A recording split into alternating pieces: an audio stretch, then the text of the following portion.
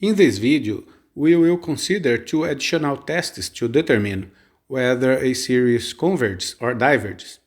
These tests are known as the direct comparison test and the limit comparison test. Thanks in advance for watching this video. If you like this video, don't forget to like and subscribe to the channel and activate the bell. It is very important for the continuity of this channel. The comparison test enables us to determine the convergence or divergence of one series by comparing it with another series that is known to converge or diverge. The theorem states that, given two sequences with positive terms, if the larger sum converges, then the smaller sum also converges.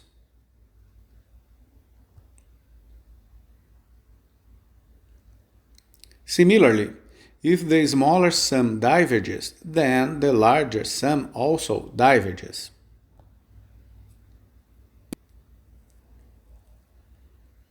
Let's prove this theorem. A series converges if and only if its partial sums converge. Since both series have positive terms, the sequences are increasing. We assume that the larger series converges to L, and S sub n is the partial sums of the smaller series. So we can write. So the sequence of partial sums of the smaller series is bounded above by L and is increasing, which means that it converges and the series converges as well. This proves the first part of this theorem. On the other hand, if the smaller series diverges, then the larger series must also diverge. Otherwise, we would have a contradiction to the first part. To use the direct comparison test, we first identify a benchmark series, typically a geometric or p-series that our given series looks similar to.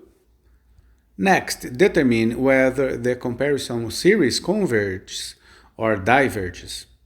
To use the comparison test, you must follow the directions. To prove that a series converges, find a benchmark series that you know converges. Show that each term of the series that you are testing is less than or equal to the corresponding term of the benchmark series. To prove that a series diverges, find a benchmark series that you know diverges.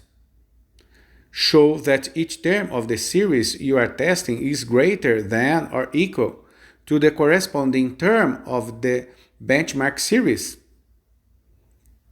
Let's see how it works. Determine if the series diverges or converges. Let's solve item A. Since the convergence or divergence of a series only depends on the behavior of the series for large values of n, we might examine the terms of the series more closely as n gets large. When n is very large, the denominator is approximately n squared. So the benchmark series is the p-series, and we know that this p-series converges. Now our task is to show that every term in the series that we are testing is less than or equal to the corresponding term of the benchmark series. We know that n squared plus 3 is greater than n squared.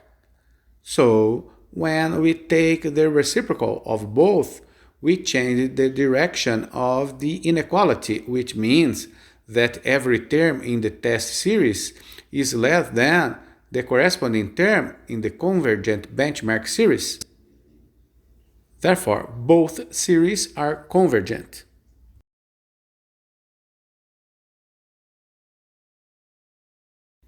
Let's solve item B.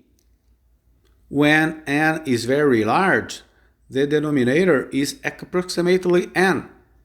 So the benchmark series is the harmonic series, and we know that the harmonic series diverges.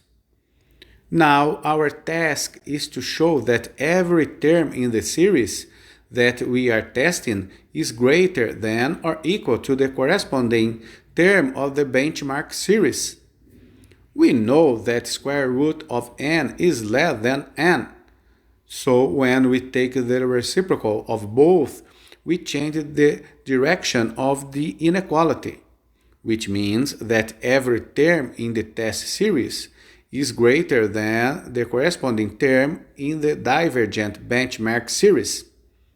Therefore, both series are divergent.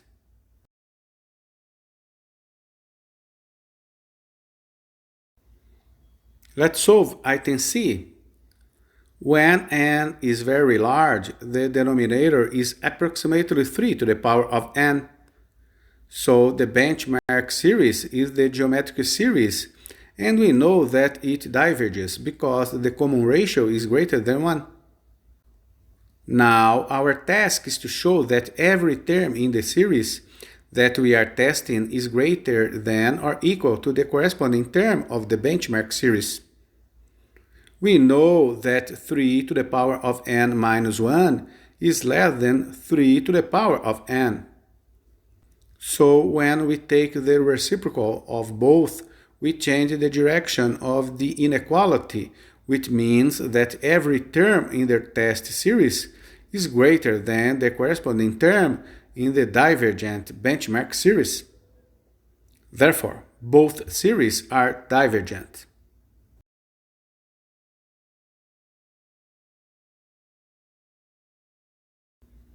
Let's solve item D. We know that the value of sine of x must always be between minus 1 and 1. So for positive series, the value of sine squared of n is between 0 and 1, and we can see that the benchmark series is the p-series, and we know that this p-series converges.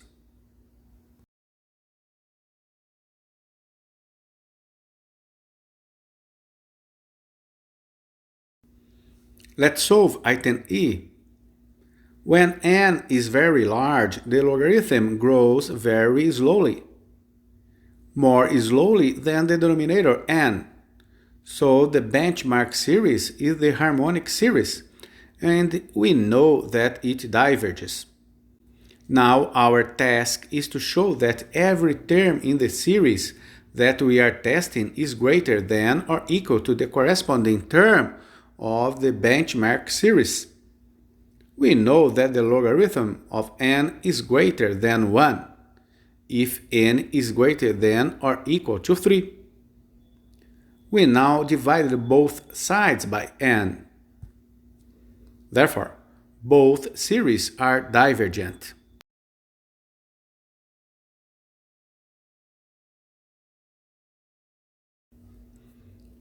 Let's solve item F. When n is very large, the numerator is approximately n because minus 1 does not really add anything to the series. So the benchmark series is the divergent p-series. Now our task is to show that every term in the series that we are testing is greater than or equal to their corresponding term of the benchmark series. Unfortunately, however, the inequality goes in the wrong direction because although the larger series is divergent, this says nothing about the smaller series. In this situation, the following variation of the comparison test can be used.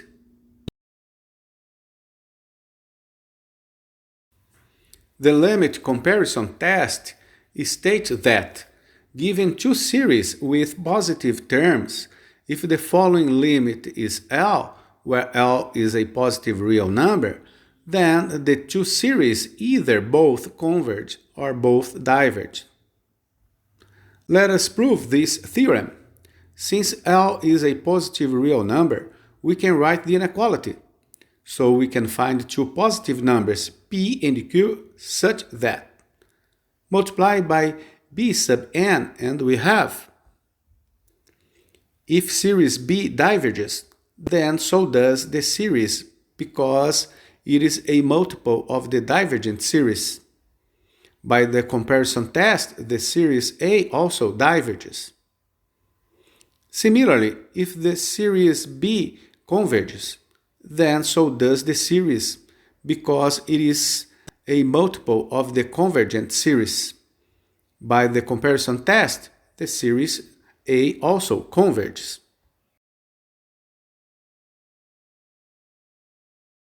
Practice helps one develop the intuition to quickly choose a benchmark series with which to compare. A general rule of thumb is to pick a benchmark series based on the dominant term in the expression of the sequence a sub n. Note that factorials dominate increasing exponentials, which dominate algebraic functions, polynomials, which dominate logarithms. If the sequence a sub n is a rational expression, so choose a benchmark series whose numerator and denominator differ by the same number of degrees. Now let's go back to item F. We have a polynomial under radical, and this expression will behave in the same way as a rational expression. So choose a benchmark series whose numerator and denominator differ by the same number of degrees. We get this by simplifying. So the benchmark series diverges by the p-series test. We now take the limit. The limit evaluates to a positive number. Since the benchmark series diverges, then the test series diverges as well.